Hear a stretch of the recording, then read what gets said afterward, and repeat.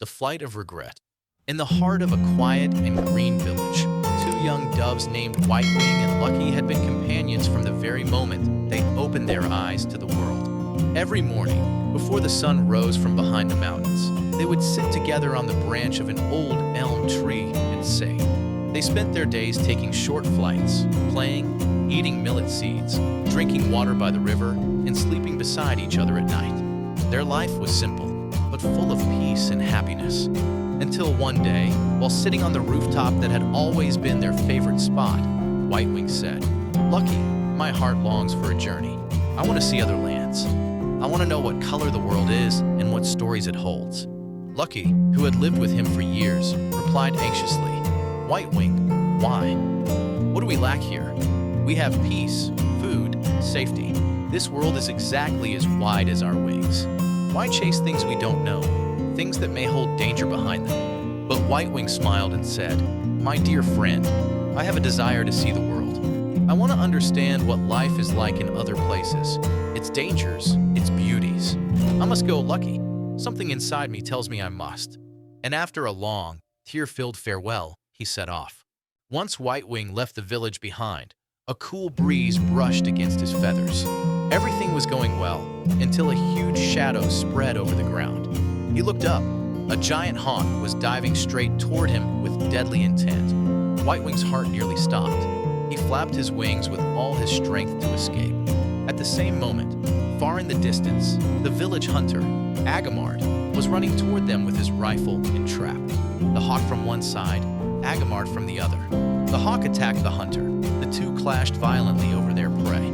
Feathers, leather, claws, a terrifying struggle. In that brief moment, Whitewing barely managed to save his life and flee, but his heart trembled with fear. Hours later, exhausted and breathless, Whitewing reached the foot of a hill. There he saw a plump pigeon sitting on the ground, surrounded by scattered rice and millet. Starving and weak, Whitewing asked, "Hello, brother. Where did all these seeds come from?" The plump bird replied kindly, "Come, eat. You're my guest." But as soon as Whitewing picked up a few seeds, his feet got caught in the trap. Horrified, he cried, "Why didn't you tell me this was a trap? Why didn't you warn me these seeds were dangerous?"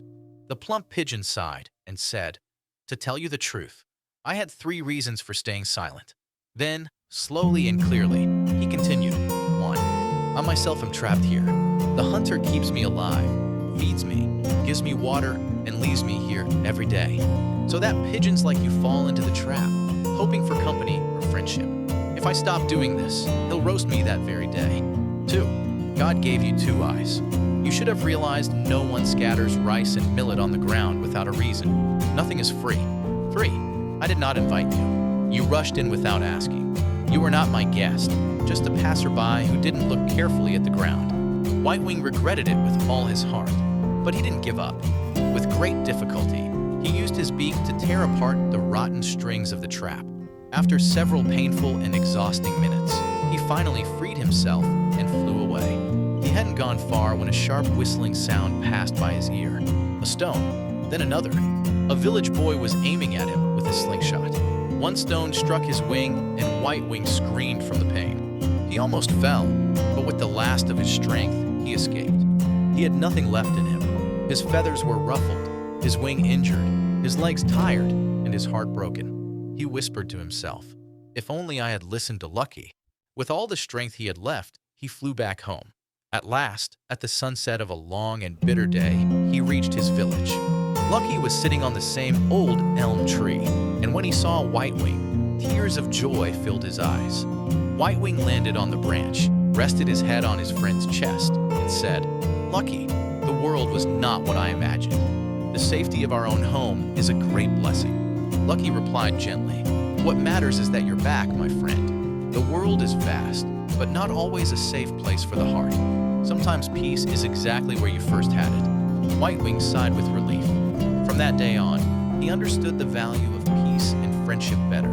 And every morning, once again, he sat beside Lucky on the elm tree and sang the song of happiness.